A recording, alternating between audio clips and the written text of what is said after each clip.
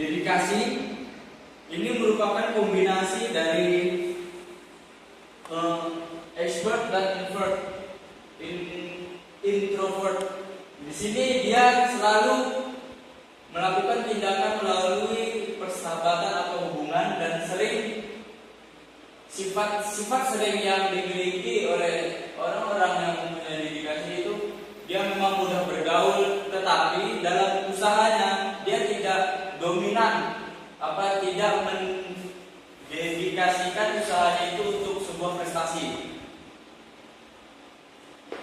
Hubungan kreativitas dia dan peluang. Di sini kita bisa lihat kreativitas, ide, peluang.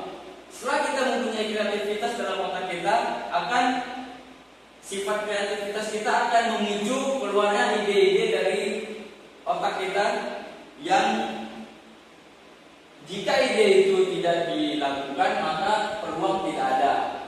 Jika ide itu dilakukan maka peluang selalu ada. Ya, seperti itu.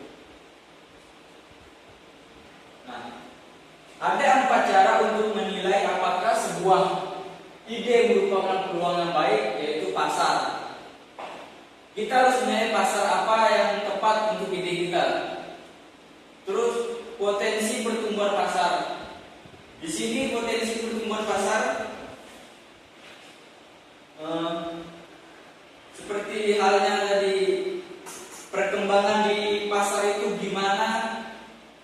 Terus untuk ide-ide kita, potensi terbesar untuk tumbuh atau tidaknya di dalam pasar itu gimana, harus ada penilaian di situ.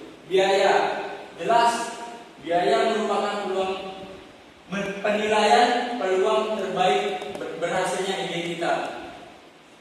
Biaya berarti kita mempunyai biaya modal yang kecil dan keuntungan yang besar.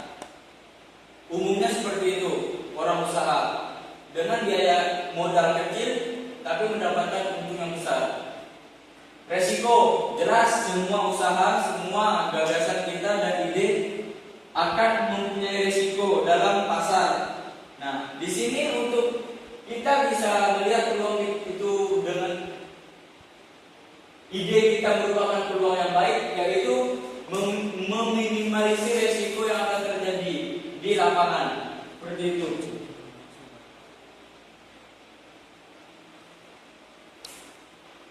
Ya, ide atau gagasan tanpa kita lakukan merupakan hanya sebuah kata ide dan gagasan. Tapi setelah kita lakukan, itu akan menjadi tindakan yang bisa membuat kita membuka peluang-peluang baru yang akan terjadi jika kita melakukan tindakan terhadap ide-ide kita. Nah, di sini tips praktisnya, sering menghadiri pameran perdagangan dan investasi. Ya, dengan kita menghadiri, kita akan melihat peluang apa yang terbesar yang ada di pasaran sekarang, dan itu akan memicu otak kita untuk bereaksi, memikirkan sesuatu ide yang untuk kemajuan dari pasar tersebut. Mempelajari keahlian tenaga kerja lokal, investasi material lokal dan sumber daya lain, mengkaji peluang substitusi produk impor. Terima kasih. Selanjutnya akan dijelaskan oleh Saudara Gumilang Yunani. Ya, saya akan meneruskan presentasi kelompok 13, yaitu bab 10 tentang pemasaran. Pertama, tujuan pembelajaran yaitu menjelaskan konsep pemasaran, menjelaskan strategi dan taktik pemasaran. 3. Menjelaskan konsep bauran pemasaran.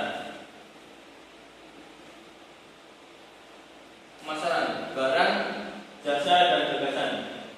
Pertama, yaitu pemasaran barang konsumsi atau consumer goods, yaitu produk yang dibeli untuk digunakan kegunaan pribadi. Contohnya itu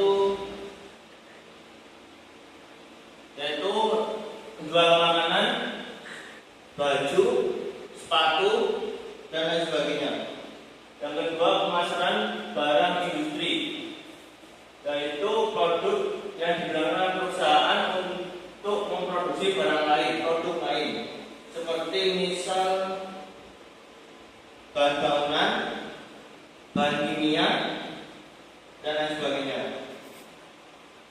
Ketiga, teknik atau pemasaran pada jasa, yaitu produk yang tidak nyata seperti waktu dan keahlian atau aktivitas yang tidak dapat dibeli. Misal salon kecantikan, rias pengantin, spa,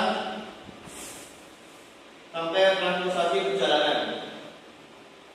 Keempat, pemasaran gagasan, yaitu berlaku bagi promosi gagasan sebagai contoh iklan tayangan masyarakat mengenai bahaya merokok. Nah, strategi pemasaran ada 4. Yang pertama, strategi penetrasi pasar.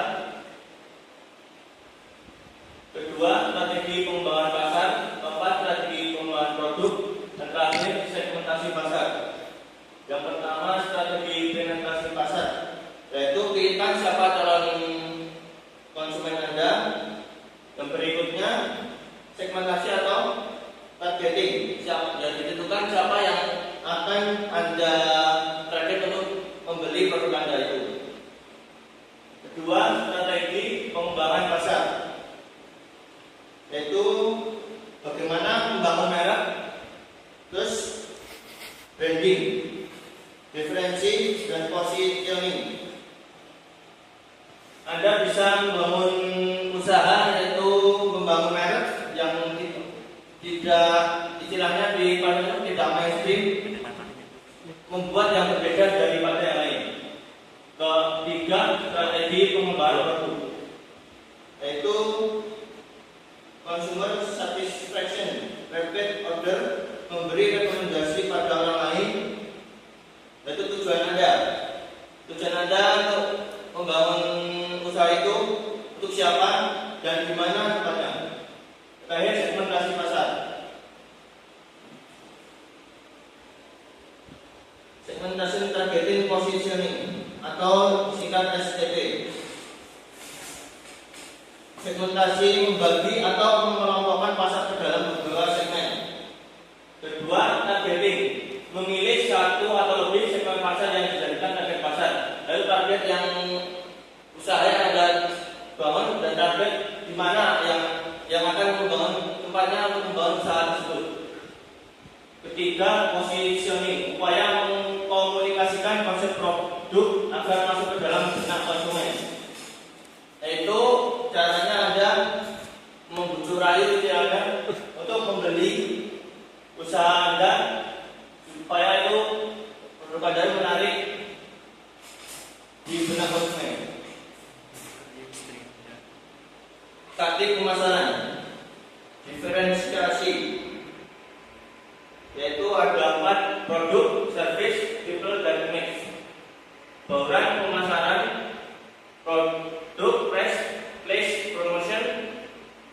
Yang ketiga, penjualan, fitur selling, benefit selling, solution selling, diferensiasi produk, yaitu apa yang Anda buat itu harus ada produk itu ada namanya. Kedua, service. Ketiga, people. Empat, image.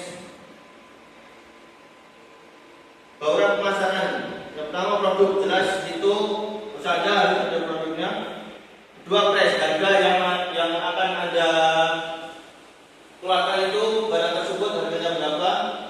Kedua, place, yaitu tempat yang Anda bangun usaha itu harus banyak yang melihat atau banyak yang ingin membeli produk Anda. Ketiga, promotion, yaitu cara Anda mempromosikan kepada konsumen. Baik penjualan, fitur selling, benefit selling, solution selling. Masing-masing alat pemasaran harus dibahas, yaitu 4P. Yang pertama, produk, price, place, dan promotion. Yang keempat tadi penjelasannya sudah di diferensiasi tadi. Terima kasih.